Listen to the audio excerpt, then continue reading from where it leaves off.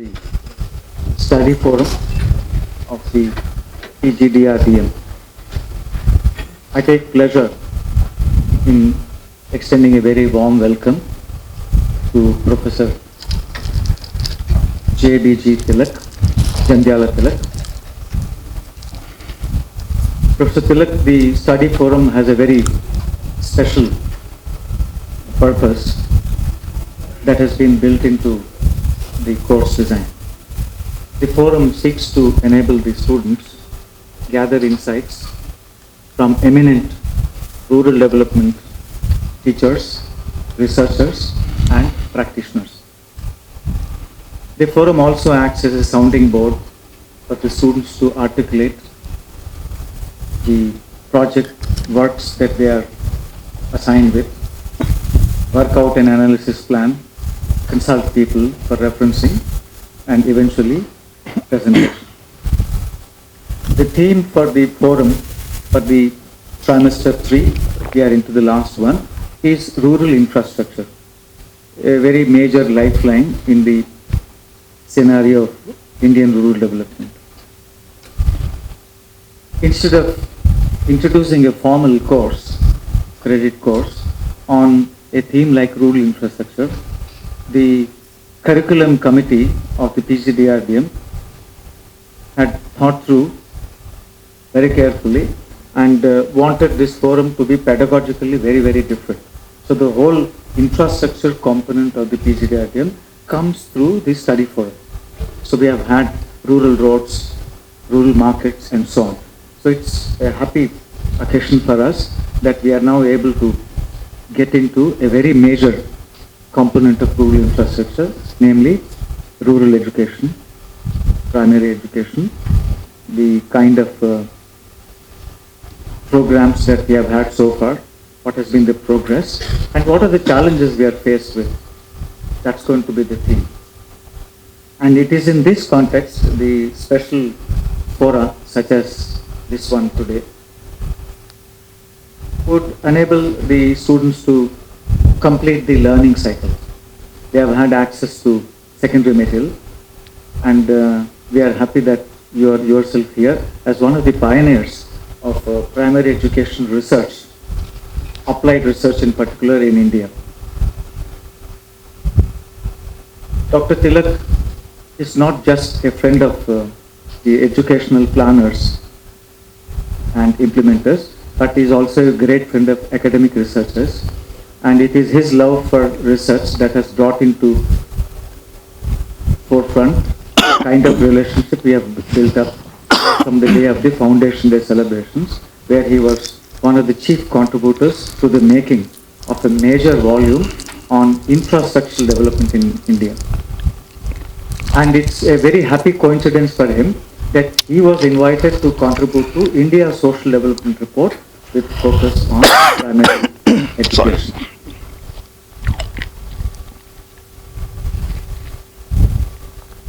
I now call upon Dr. Valentina to formally introduce the speaker of this evening. It's indeed a pleasure to introduce Professor Jandhyala Tilak Garu to the forum. Jandhyala Tilak holds PhD in Economics of Education from Delhi School of Economics, was on research and teaching faculty of University of Delhi, Indian Institute of Education, University of Virginia, and the Hiroshima University. He was also on the research staff of the World Bank. He is also a visiting professor in economics at Sri Sathya Sai University and has authored or edited 10 books, including Economics of Inequality in Education, Education for Development in Asia, Educational Planning at Grassroots, Indian Socio-Economic Database, Education Society and Development. And to mention some of his very important works include the work on women's education and development. In addition, he has about 250 research papers published in research journals. He also has working papers published in the World Bank, UNCRD, IIET, State University of New York.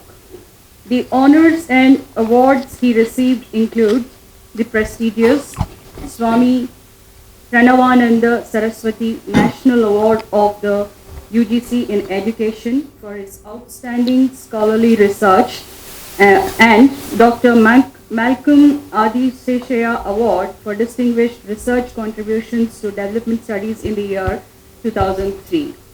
He is also a member of several official committees on education in the Government of India.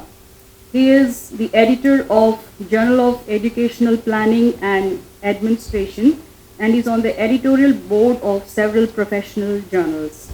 He also serves as a short-term external consultant for the Asian Development Bank, World Bank, UNICEF, UNDP, UNESCO, etc. This is in brief about Professor Jandhyala Garu. I now request the honorable guest, Sri Jandhyala Tilak, to please make his presentation on the topic of the day, primary education, progress and challenges. So the floor is open. Good evening, everyone. It's a matter of a great pleasure and a privilege anytime to come to NIRD. And it's a very special occasion to come here and to address a large group of students doing this new course that was started by the NIRD. I'm particularly grateful to Professor Durga Prasad and Mr. Kumar, your Deputy Director General, for kindly inviting me to come to NIRD and speak to you in this very, very special forum on primary education in India. Thank you very much. I have a little bit bad throat, but I think that should not cause serious problems. At the very outset, let me state that I have marginally changed the title that you might have seen already. While the title on the right side says primary education, I made it elementary education in India for a very specific purpose. Quite often, both academic researchers and also educational policy makers in India get confused between primary education and elementary education. And I'll define slightly later what is exactly primary and what is elementary, etc. But the constitutional directive that we have is essentially about elementary education, not about primary education. So I made this modification. But of course, the whole focus within elementary education could be on primary education, good or bad. But I'll refer to that specific aspect also. Now, I will not give more photographs at all. But I will give some statistics about elementary education, status of elementary education in India, but largely concentrate on some policy issues in which I think you should be interested also. With respect to what is known as a major program of universalization of elementary education in India. Before that, let me start with very, very briefly some basic aspects or basic characteristic features of education, and very specifically with respect to elementary education. Because once we recognize those special characteristic features, we also recognize the need to make a very special and distinct attention to education compared to other infrastructure facilities that you are talking about, or other economic and social goods and services that we are concerned about. Some of these features are well known, and some of these are less known, but many of them are forgotten quite often when we are discussing planning education or when we are discussing policy issues relating to education. And hence I feel that it's very important to note the basic characteristic features of education. Number one, education is a public good. A public good, I think some of your economic students know very well. A public good which produces a very huge set of social benefits, which are called externalities in economics. The benefits that go not only to the individual, the student or the parents who send their children to the school, but the whole society benefits, the rest of the society benefits from education. Those benefits are externalities or social benefits. They may look very trivial, or they may look very, very significant. Very trivial like attitudinal changes, civic behavior, or it could be something like a major technological change that can really revolutionize the system of production in the whole country. I'll give you examples if you're looking for that. And elementary education is considered as a pure public good because these social benefits are very, very widely spread across the whole society. The specific benefits that the individual child gets from elementary education are very small compared to the huge set of social benefits that the whole society gets from elementary education. Now, economic theory also very clearly tells us that public goods are those that need full attention by the government, by the state. So in almost all civilized societies of the world, the government pays 100% to public goods. They plan, governments provide, government finance public goods. And particularly with respect to pure public goods, they take complete responsibility. I'll tell you how this is built into the present policy also a little bit later. The second, which is also a closely related aspect, is called merit good nature. Education is a merit good in the sense that the benefits of education even to the individual are not known very well to the individual. Perhaps since you are going to the field quite often, perhaps you are in the literature also, in the surveys you find one normal question asking the parents, why do you send your child or why don't you send your child to the school? One of the most common answers that the parents give is, why should I send? If I send him to the labor market, he earns 20 rupees a day, which is a child wage rate. And if I send him to the school, I lose those 20 rupees. It's one of the most common reasons. And that 20 rupees is very valuable to the family. Now, in the sense that the individual is not in a position to understand the long-term lifetime benefits that the individual gets, or the long-term losses the individual child suffers because of not going to the school. But society as a whole knows that it is good for the child in the long term, and hence the child should be required to go to the school. It's quite possible that then the parents will say that I'm not interested, even if there are benefits, or I don't have the money. To answer these two specific responses, merit goods, which are also public goods in this particular case, are provided by the state free and compulsorily also. It's almost like healthcare, primary healthcare, vaccination. It's compulsory on every child. You have no choice. The child must go for vaccination. Otherwise, whether the rest of the society suffers or benefits or not, the child would suffer in the lifetime. The parent may not be knowing the benefits or the costs. And that's the reason why he says that I don't have the time today to take my child to the vaccination center. But there's no choice. That's the reason why the whole concept of compulsory nature in education and compulsory in healthcare also came, because they are merit goods, social merit goods. Whether the individual likes it or not, whether the individual has the ability to pay for it or not, it doesn't matter. The students, the child must go to the school. And since the social benefits are huge, it's also provided free. These are the two very important characteristic features that one should note. The third important feature is slightly better known and better understood by the people, that it is an investment. It is an investment that you put money and you will get some benefits. You will get economic benefits, tangible benefits. The others could be intangible benefits, but you will definitely get tangible benefits in terms of employment, in terms of wages, in terms of higher promotions, etc., you will get it. So it's an investment.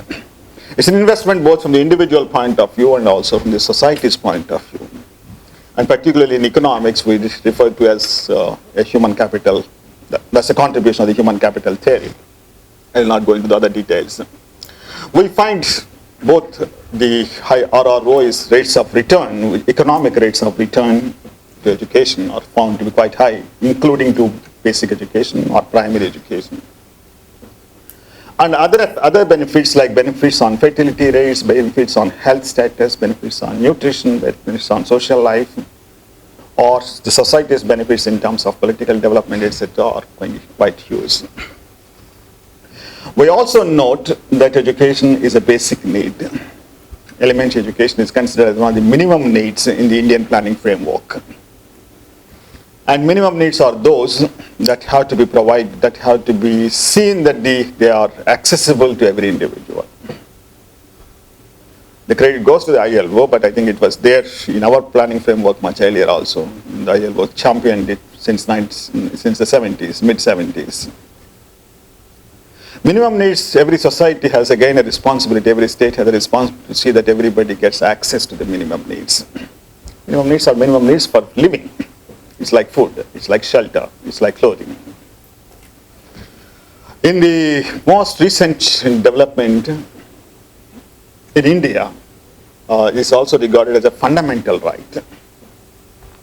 It's a most recent development in India, but not necessarily a recent development in the literature or in a global public policy, in the sense that long ago in 1948, the United Nations has given a list of human rights, and education is listed as an important human right.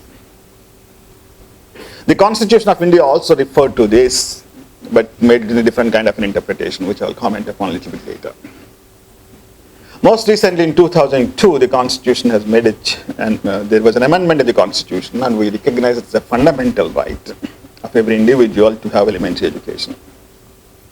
This fundamental right is equal to the right to live. That's the kind of interpretation. In fact, our interpretation is one of the best, said to be one of the best interpretations in the world with respect to the fundamental right to education. It's equated to the right to live because people have a right to live like human beings. It's not like people have a right to live like animals. They have a right to live like human beings. And education makes a difference between human beings and animals. In fact, the Supreme Court has interpreted saying that its people have a right to live like human beings with dignity. Further added. So you should have really meaningful education. An education that gives you a little bit dignity to live. Social dignity, so in the social, economic, and political spheres. And it's not some other right. In fact, one kind of an interpretation is that it is inbuilt into the right to live, which is a most basic fundamental right in every society, which is also guaranteed in the Indian Constitution. But since we were not really serious with respect to the interpretation of the right to live,